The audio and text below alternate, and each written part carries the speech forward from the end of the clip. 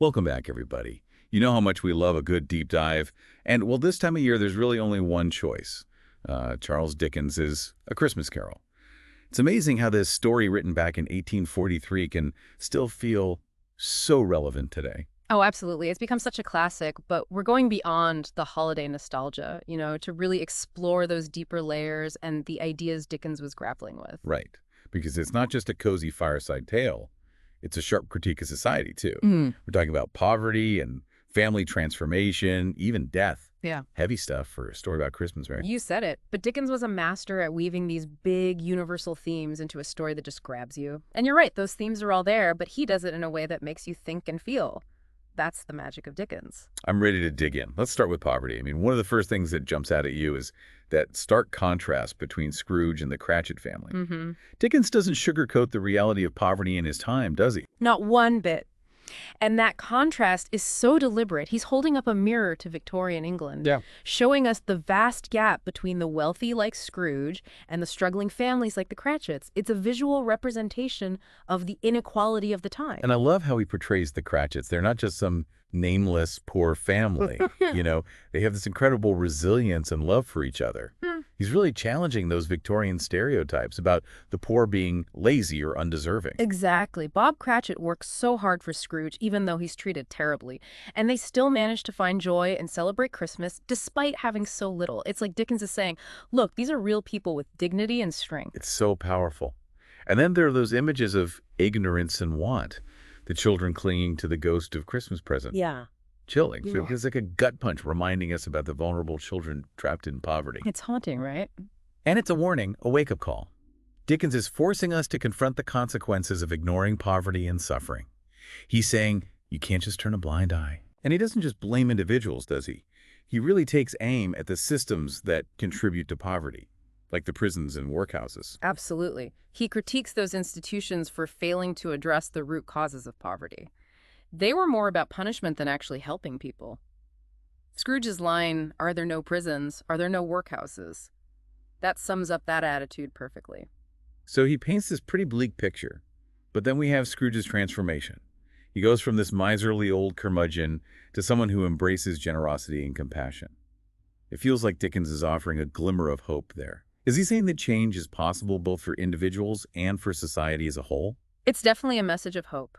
Scrooge's change of heart isn't just personal. It's a call to action for everyone, especially those with wealth and power. He's saying, look, we can choose to be better. We can choose to make a difference. Yeah. I mean, it's like Scrooge goes from rejecting everything Christmas stands for to embodying its true spirit. It's an amazing turnaround. Right. And it's not just about giving money away. It's about recognizing our shared humanity and caring for those less fortunate. Yeah. Dickens is reminding us that we're all connected and that we have a responsibility to each other. So we've talked about poverty. But Dickens gives us so much more to unpack. It's like this tapestry of relationships, right? You have Scrooge's isolation versus the Cratchit's warm family life. Yeah. And then there's his past love, Belle, whom he lost because he valued money over everything else. Oh, those contrasting relationships are so crucial to the story. They really highlight what Dickens is trying to say about the importance of human connection and the dangers of prioritizing wealth above all else, like emotional poverty versus emotional richness. Exactly. And then you have Fred Scrooge's nephew. He's like a burst of sunshine, always so cheerful and generous. He's the complete opposite of Scrooge. Right. He's a perfect foil to Scrooge. Fred embodies the true spirit of Christmas, welcoming, inclusive, and full of love. He never gives up on Scrooge either. Even after years of rejection, he keeps inviting him to Christmas dinner. You're right. It's like Fred sees the good in Scrooge that Scrooge himself can't even see. And speaking of good Bob Cratchit, what a father. He just radiates love for his family, even in the face of hardship. It's really touching. He's definitely the heart of the story, isn't he? He embodies the strength and resilience of family love. He cherishes every moment with his children, especially Tiny Tim. It's a powerful reminder of what truly matters in life. And it's amazing how Scrooge, who starts out completely isolated, eventually finds a kind of found family in the Cratchits. It's like he finally understands the true meaning of connection. And that shift is so important. It shows how profoundly Scrooge has changed. He goes from rejecting family to embracing it, realizing that wealth means nothing without love and connection. It's a beautiful transformation. Okay, get ready for this. The story opens with a death, Marley's death, and it ends with Scrooge's rebirth. It's a pretty unique structure. Why do you think Dickens framed the story that way? Oh, it's brilliant. By starting with death, Dickens immediately raises the stakes. Marley's ghost isn't just there for spooky effect, it's a warning to Scrooge, a glimpse into what could happen if he continues down his current path. And even before the ghosts show up, Dickens uses language that evokes death to describe Scrooge's frozen features, thin blue lips. He sounds more like a corpse than a living man. Exactly. Those descriptions are so deliberate, they suggest that Scrooge is already dead inside, emotionally closed off and disconnected from the world. Dickens is highlighting the spiritual and emotional consequences of greed. It's like he's saying money can't buy you happiness, it might even kill your soul. And then there's that ghost of Christmas yet to come, shrouded in darkness, a symbol of, mortality and judgment. He really drives the point home, doesn't he? He shows Scrooge the grim possibilities and neglected Tiny Tim, a lonely death. It's heavy stuff. Oh, those scenes just get to me. You can practically feel Scrooge's fear and despair as he confronts those possibilities. But it's interesting how Dickens uses Tiny Tim's potential death as this turning point for Scrooge. It's not just about Scrooge fearing his own mortality, it's him finally developing empathy for another human being. That's such a good point. That moment when Scrooge asks if Tiny Tim will live, and the ghost of Christmas present throws his own callous words back at him. If he'd be like to die, he had better do it and decrease the surplus population. Man, that's harsh. I know, it's like a punch in the gut. Scrooge is finally seeing the cruelty of his own worldview. He's been so focused on profit and loss that he's forgotten about basic human compassion. Yeah, it's a powerful moment of self-reckoning. That confrontation cracks open Scrooge's hardened heart. It's not just about fearing death, it's about understanding the value of human life, the impact our actions have on others. So we've talked about Scrooge's pretty bleak present and the even bleaker future. The ghost of Christmas yet to come shows him. But what about his past? The ghost of Christmas past takes him back to his childhood, his apprenticeship, even his lost love, Belle. Why do you think those memories are so important as transformation? They're crucial for understanding how Scrooge became the man he is. We see glimpses of a younger Scrooge, someone capable of joy and love. It makes his transformation all the more poignant. It's like looking back at a lost version of himself. It makes you wonder what happened to that spark of warmth and generosity. Right. Was it always buried deep down? Or did his pursuit of wealth just slowly extinguish it? Like when he breaks off his engagement with Belle because he's too focused on making money. Ouch. That scene with Belle is so heartbreaking. She represents everything Scrooge could have had, happiness, fulfillment. But he chooses gold over love. It's a powerful reminder that material wealth can't replace genuine human connection. Yeah, and the ghost of Christmas past shows him Belle years later happy and surrounded by family. You can just see the regret etched on Scrooge's face. He realizes what he's sacrificed for his pursuit of wealth. It's like he's confronting the path not taken and seeing the consequences of his choices. Dickens is showing us that true wealth lies in love and relationships, not in money. It's not just Belle, though. We also get these glimpses of Scrooge's childhood, his relationship with his sister Fan, and his apprenticeship with Fezziwig. Those moments hint at a time when Scrooge wasn't so obsessed with money. Fezziwig is such a key character. He's this jolly, generous employer who creates a warm and festive atmosphere for his employees. It's a complete contrast to the cold, miserly environment Scrooge creates in his own counting house. Right. You can't help but wonder if Scrooge learned those bad habits, or if he was always destined to become a miser.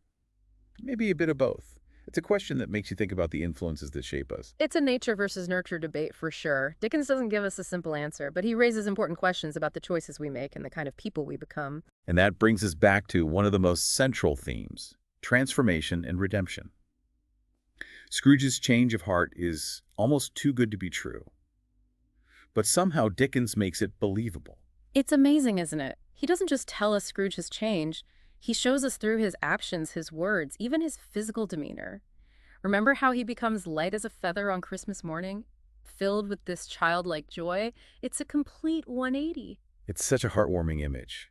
But it's not just a magical overnight conversion, right? No way. It's a gradual process. It's fueled by those encounters with the spirits and his growing awareness of his own flaws. Each spirit peels back another layer, forcing him to confront his past and reconsider his choices. So it's a real journey of self-discovery and growth, not just a sudden change of heart. Dickens shows us that real transformation takes time and introspection and a willingness to face our mistakes head on. Absolutely. And honestly, that's a message that resonates just as strongly today as it did in Victorian England. We're all capable of change. It's never too late to learn and grow and try to be better. So we've explored poverty, family, death, redemption. Big themes. Out of all of this, what do you think is the most important takeaway from A Christmas Carol?